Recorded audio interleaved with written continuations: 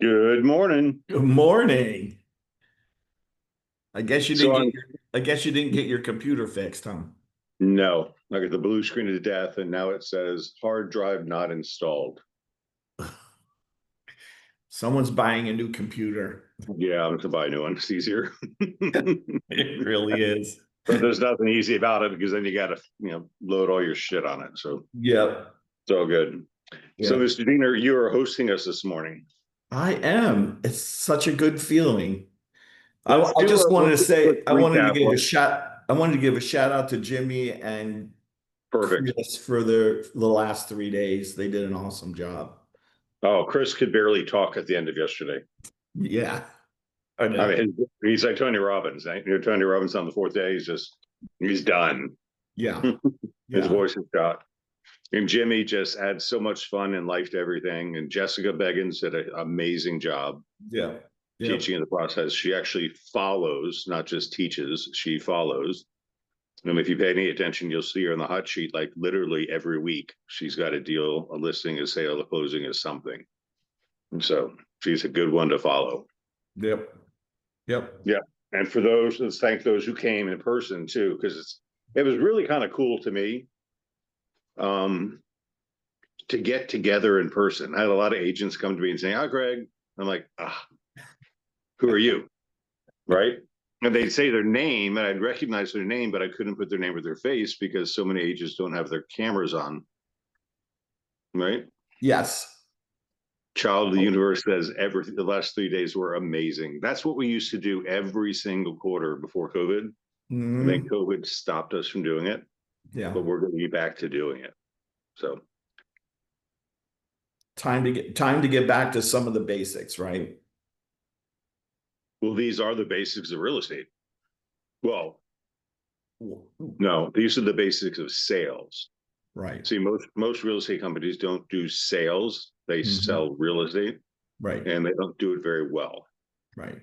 But when you can add skill to the art of selling real estate, oh, it becomes a powerful business versus a hobby. But the one good thing when we do the training via the company rather than offices, it really makes a consistent presentation of our company throughout the marketplace, right? So we're giving a consistent message. Yep, and it is. I mean, my favorite thing to say is we're reintroducing sales to the real estate business Hmm. because most real estate companies. I had a guy come up to me I haven't met before. His name is James. He's in your office in Tampa, Yes. James. and Yep. yeah, super sharp guy. He says, I have learned more from your daily trainings in the last 90 days than I did in my last 3 years at Coldwell Banker. Not putting Coldwell Banker down because they're a great company, Yeah. but he learned more about sales and selling and systems and tools and all the stuff that we offer. It's super Mhm. cool. Yeah. So just a great shout out to Jimmy, Chris, and Jessica Yes. for leading a hell of a class. Plus, we had great visitors from D.R. Horton. Oh my gosh, guys, there's so much to learn. Hmm. D.R. Horton does one out of every four new home sales in Florida. Isn't that incredible? That was one in four, and they Yeah. do one in seven in the United States. I mean, this is a not global, but they're a nationwide player.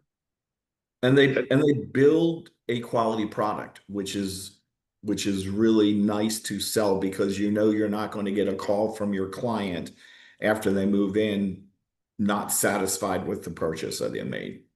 They said yesterday that they're two-story block homes, Hmm. 250-mile-an-hour wind rating. Yeah. Right, my home is two-story block. I'm not worried about my home at all. No. My Bahamas house was wood frame and is destroyed. I Hmm. mean, literally nothing's left but the concrete block cistern. I So mean, there look, is something to be said about that. Plus, it lowers your insurance and all the other benefits. yeah, look And what they're building. happened Oh, in, and now they're buying your interest rate down to 3.99% if you want. yeah, that's free money, right?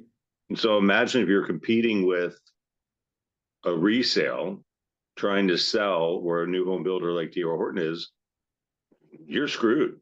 Hmm. You're going to have to lower your price to adjust to their numbers. Right.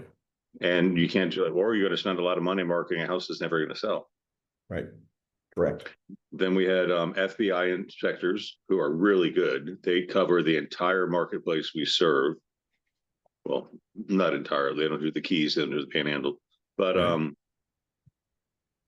every certification you could ever want, they've got.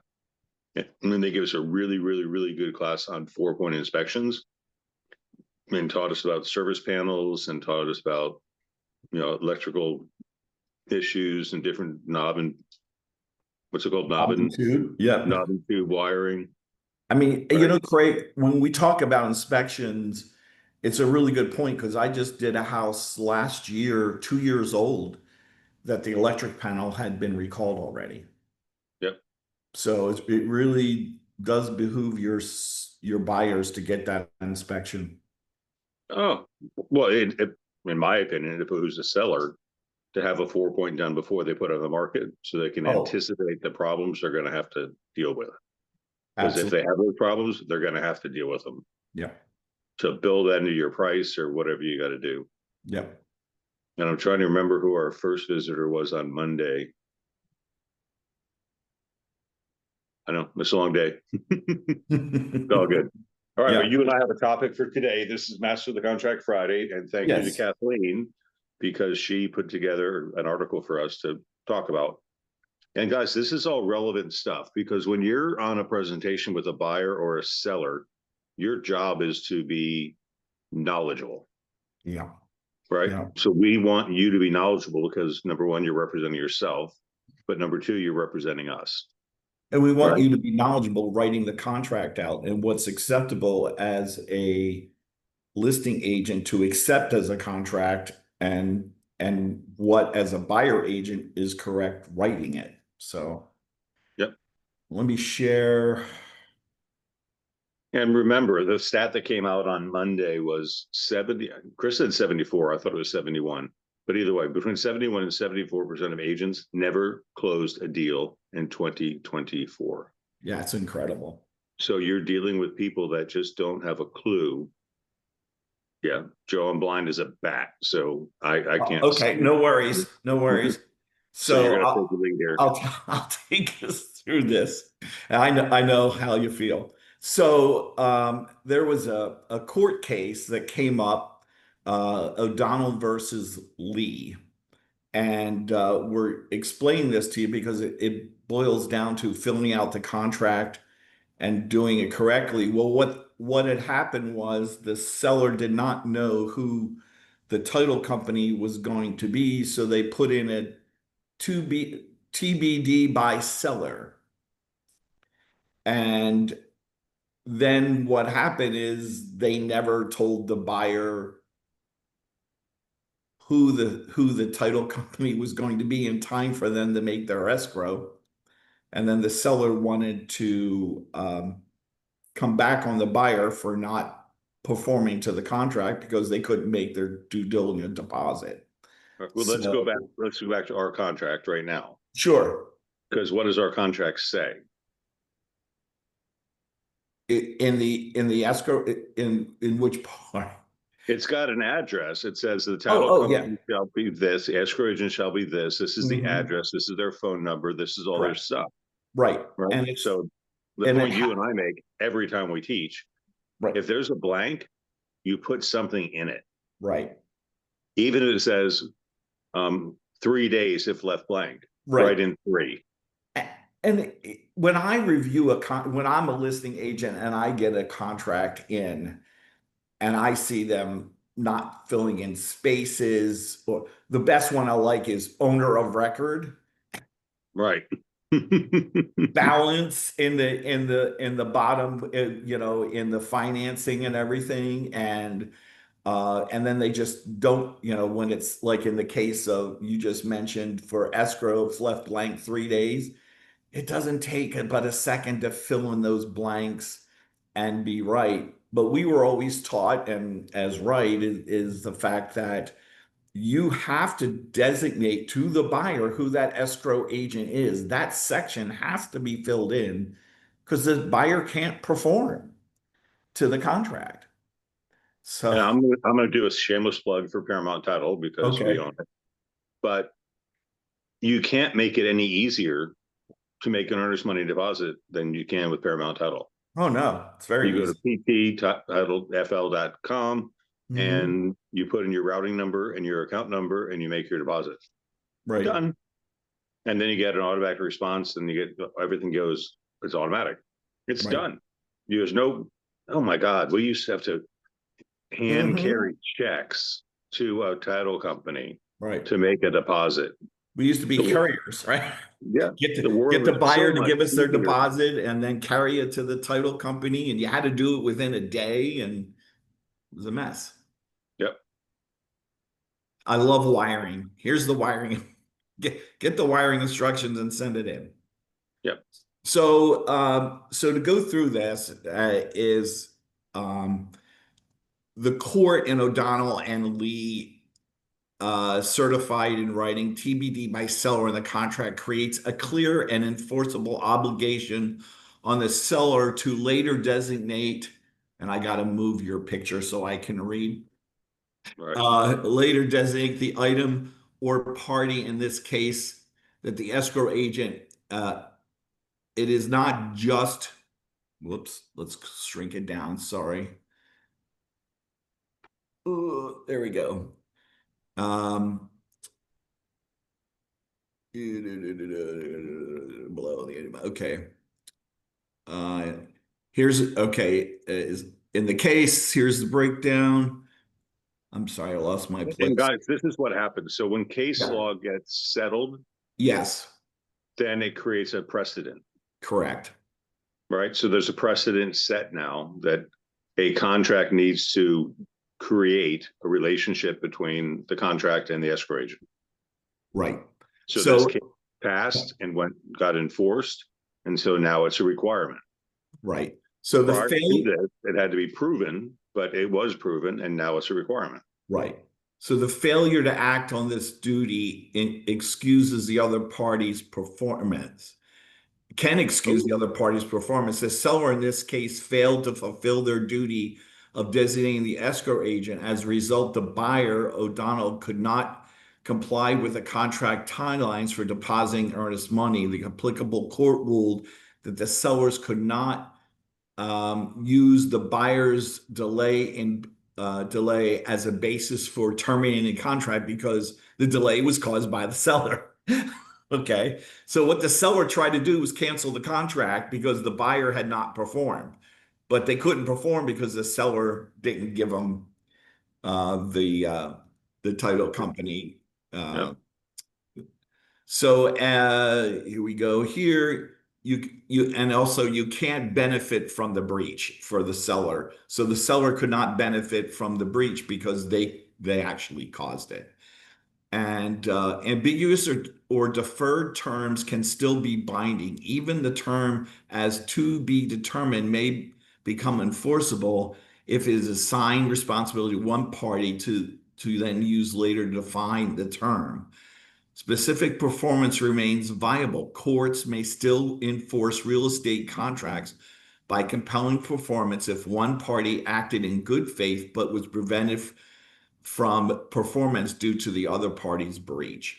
So in this case, the buyer could sue the seller for performance because they didn't fulfill their obligation as as the seller. And Because if you go back to terminations, the terms of the contract, it says failure to make deposit is considered a breach of contract, correct. right? Yes. And the penalty for breach of contract is forfeiture of deposits paid and agreed to be paid. Right. So this determination here says, no, if you didn't tell us who the escrow agent is, you can't hold us responsible to that fact. Right. And you Even can't, if the contract says failure to make deposit is a breach. right. But if you didn't tell me where to make the deposit, it's a breach. And we've got blanks in the contract to fill in. So please fill those in. Everywhere there's a blank, there should be something. Yeah. I don't care if it's an NA. Right. It's got to be something. Don't skip over any blanks, period, please. So termination must be justified. So when we're terminating a contract, You just can't say this contract is over. If the party attempts to terminate without citing a valid breach, as in this case, it can seriously weaken the case and credibility. So practices avoid TBT to be determined. Vagueness leads to risk. Insert a specific escrow agent's name, or at least set a clear deadline by which this section must be made. Track responsibility clarify. If the contract received by the buyer states TBD by seller, then the seller and agent must be proactive. Failing to follow through has legal consequences. And clarity, separate roles. Don't assume that the escrow agents, title agents, and closing agents are interchangeable. The law and the contract treat them differently. So, Well, when I think about the contract, Joe, I think about, it says purchase price, earnest money, loan amount, and then it says balance. That's where I see TBD the most. yeah. There's no excuse. We're not asking you to do a closing statement in prorate terms or anything. Right. If the house is 500,000, they're putting $50,000 down, and they're going to borrow $450,000. The balance to bring to closing is zero. Right. 450 plus 50 is 500,000. It's easy. Right. Yeah. Don't worry about taxes and prorations. That's all covered elsewhere in the contract. Yeah. But there's no reason to put TBD or balance in that final sentence in paragraph 2. Yeah, I always say to people that line has a dollar sign there, not a word sign. Like there is a word, there is a couple lines up from that which says for financings, it says can be displayed in dollar amount or percentage. Right. So that you have to put in $125,000 or you have to put in 80%. All right. So you're putting in that designation, but it's not, it's not. But then you got to do the math and put the balance due at closing is X. Yeah, exactly. So I'm going to share again. We've got another one here. Whoop. Let's see where we are. Hold on. I think I have to go here at the top. How do you like hosting a meeting? It's different, isn't it? Oh, yeah. Here's one that came in last night, Craig. Code of ethics changes. The big one right here, Article 4. Well, let me pause you right there because we have terminated 40 something agents in the last 2 days. Yes. For 2 reasons. One, failure to pay dues. 2, failure to educate. Yes. Because if we did not terminate them, they were going to cut off the entire company's MLS access. So everybody in our company so we have no choice but to do it. Right. Now, if those agents want to keep their license active, there's a $250 reinstatement fee. Right. And they still got to do their education and pay their fees. So it's a really big thing to pay attention to. And guys, it's not our job to notify you of this. It's really not. You're notified. The board calls you. They email you. They tell you. We, as a courtesy, remind you. But our emails go unheard or unanswered, and it's honestly a pain in the ass. Yeah. Well, the one thing to remember is this is our business, right? I mean, our real estate license is our business, and we need to keep up with things in our business. Yeah, we are tied to Century 21. It is our business, and we need to take responsibility for those things. So, and yes, Pamela, we are going to do this every quarter. Yes. And there's no reason really, whether you're new or experienced, it doesn't matter. You will pick something up new every time that you could improve on in your business. Yeah. Right. Some will be repetitive. Some will be new. We're going to introduce new things all the time.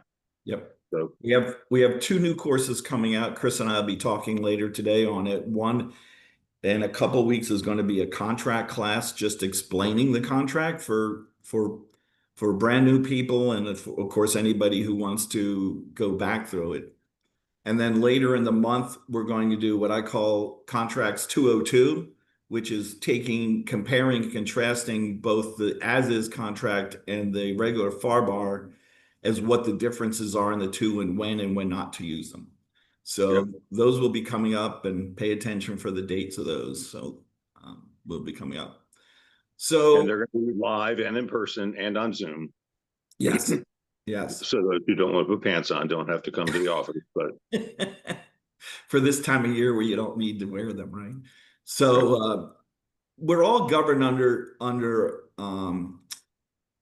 our code of ethics, and it's amazing. I sit on professional standards, and it's amazing some of the things that come before us that we have to sit there and listen to. But the most important thing is try to do the right thing all the time, and you'll never have a problem, right? So disclose, and this Article 4 happens to be mentioning disclosing. Okay, in this particular case, they're making a change to this. Realtors who have a present ownership interest in a property for sale or lease, or contemplated interest in the purchase or leased property, must disclose in writing the existence of such interest to all parties in the transaction of the party signing any agreement. All right. So if it's a relative, if you have a personal interest in the building, so the present ownership interest in the property for sale or lease, contemplated interest, purchase or lease includes the transaction. The realtor, they represent themselves, so it's our own property.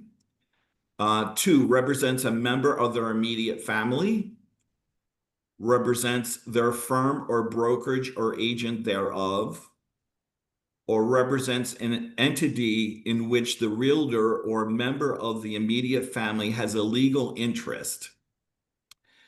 Realtors are not required to disclose the identity of the client or customer, nor the specific nature of the interest referred to in Article 4, but must disclose that interest exists. And you have to do it prior to signing any agreement. So it's got to be made up front in the disclosure that there is some interest. well, All right, standard practice. let's talk about the purpose of that. I'm sorry? Because the purpose of that is you, I don't know if you can see my fingers, you as a realtor have superior knowledge over the public. Right. So it's like being a black belt in the martial arts and not saying, I'm a black belt and I can kick your ass. Right? You can't not disclose that because you're taking advantage of your superior knowledge. So you have superior knowledge over the public because you went to real estate school. Not that that really means a lot to me, but you did. You went to real estate school, you have real estate license, you have superior knowledge of the public. So you need to disclose that. That's what they're saying. And so there's 2 ways to do it. And I don't care which way you do it. When I do it, it says Craig Beggins, a licensed real estate broker. That's disclosed. Or you check personal interest in real property in one of the addendums and add the addendum. Right. Either way is fine, but you need to disclose that you have superior knowledge of the public. Right. And so the next standard of practice, 10.5, they're changing it. Realtors and their capacity as a real estate professional in the association which the real estate business or in their real estate related activities shall not harass any person or persons based on race, color, religion, sex, disability, familiar status, religious or national origin, sexual orientation, or gender identity. As used in this code of ethics, harassment is unwelcome behavior directed at an individual or group based on one or more above protected characteristics where the purpose or effect of the behavior is created a hostile, abusive, or intimidating environment which adversely affects their ability to access equal professional services or employment opportunity. It was a mouthful. That should not even need to be said. No, not really. Right. But it has to be said because people say, especially, and you gotta be super, super careful on your on your social media posts and your Instagram posts and all that stuff. Right. No disparaging remark. You do it on your personal page if you feel it's necessary to do it, but it's not. But on your business page, by all means, there's no need for any discriminatory anything. Right. Right? We provide services to all types of people with no discrimination at all. And then the next standard practice, 11.2, the obligations, the code of ethics and respect of real estate discipline other than appraisals shall be interpreted and applied in accordance with the standard and competence and practice which clients and public reasonably require to protect their rights and interests, considering the complexity of the transaction, the availability of expert assistance, and where the realtor is an agent or subagent or obligation of a fiduciary or the applicable agency duties required by law. We'll need Kathleen to explain that one. So Well, I can I can speak to that because go ahead. we have a customer right now who is very upset because our agent did not give him what he considers the proper advice on his flood damaged home Mm-hmm. in Pinellas County. Okay, number one, we are not experts in flood damaged homes. No. Number two, the contract says, don't rely on us for expertise beyond our capacity. Right. But this guy wrote me a 9-paragraph letter, and they were labeled 1, 2, 3, 4, 5, 6, 7, 8, 9, saying how our agent misled him and cost him $50,000 or $60,000, which is total bullshit. Right. But he's probably going to file a lawsuit. And then we have to defend ourselves. Right. And thank God we maintain a errors and omissions insurance policy. That's, it covers us up to $5,000. Right. But still, I can't pay $5,000 every time somebody makes a complaint. Mm-mm. Because that's company money, not your money. Right. That's why we charge you guys $40 a closing for because it covers our overage. And thank God, thank goodness, we're not we don't get sued very often because of what we do. We talk as a company, we share our information, we talk about good practices and bad practices. But there are some crazy people out there. Mm-hmm. I was going to say batshit crazy, but I figured I shouldn't say that. But no, there's some bad crazy people out there. I don't care. I'm just going to make noise, and somebody will write me a check for something. Right. If I make enough noise, right? Yeah. So one of the last things we want to cover is they just passed a new law on condominiums, which is important. It's House Bill 913. It's 126 pages long. And it's like a book, but it's extending the structural integrity study, right? Yes, correct. Yeah. Correct. So what happened is, of course, for those who do condos, all condos over 3 stories and over 25 years or 30 years old had to go through a structural integrity study by the end of 24. And what happened was, which was last year in December. So while it sounded really good and it gave everybody 2 years to do it, the west coast of Florida did really well, our side, but southern Florida, Miami-Dade down there, only about 25% of the condos actually finished this. And it's because there's only a certain number of inspectors that were qualified to do the inspections. Yeah, yeah. And you need this, you need the inspection done before you can do your reserve study. And of course, they weren't done. So they've extended those they have to have them done by October 1st of this year. And then each municipality has till the end of year report who has and who hasn't done it.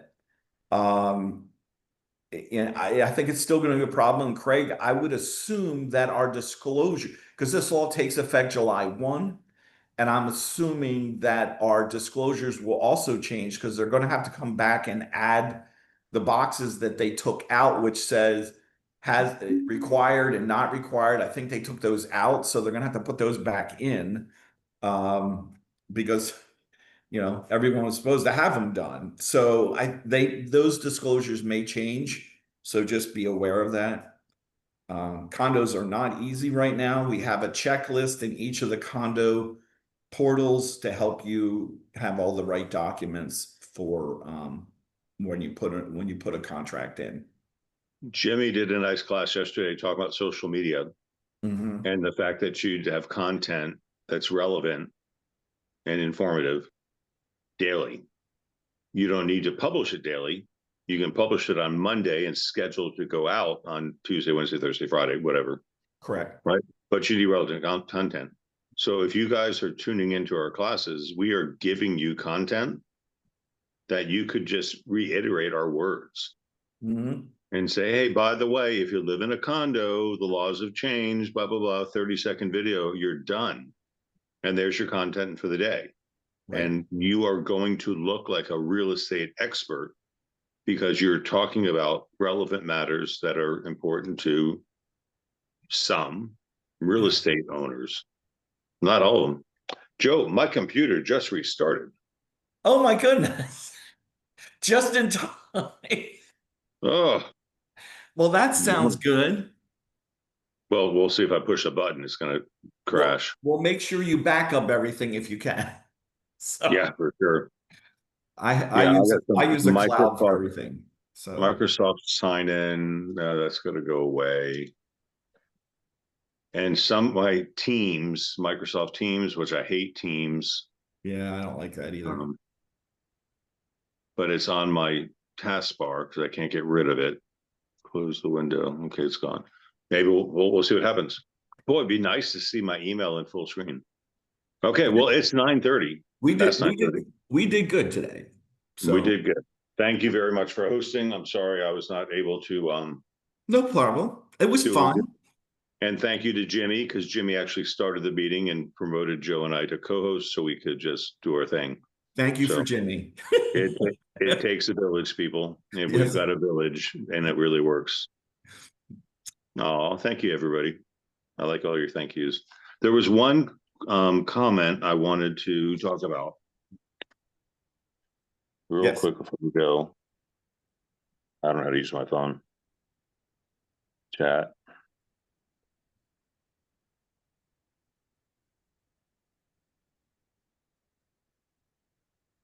Yes, flood insurance, Lauren, is a big issue that needs to be addressed.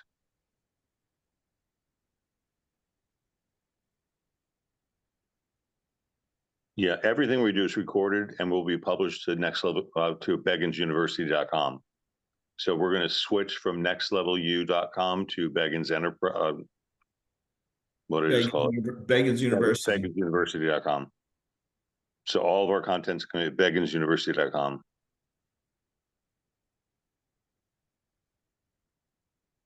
Oh, foam blocks are amazing, Michael. Yes, 100%.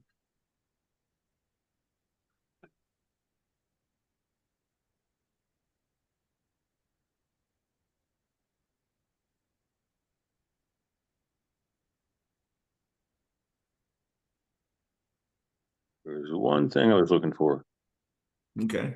Oh, a big thank you for Jessica, Chris, and Jimmy. I really appreciate the supportive environment and the chance to learn alongside such great people.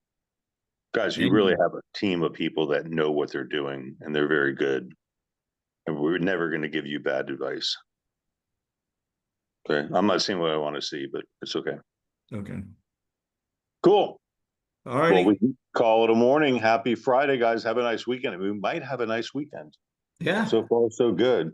Man, the bugs were out this morning. They got a good drink of rain. So, yeah, they're fueled just like the grass is. So we're good. yep. Everybody have a good weekend. Sell a house. All right. All right. Talk to you Thank later. you. All right. Thank Happy you. Friday. Bye-bye.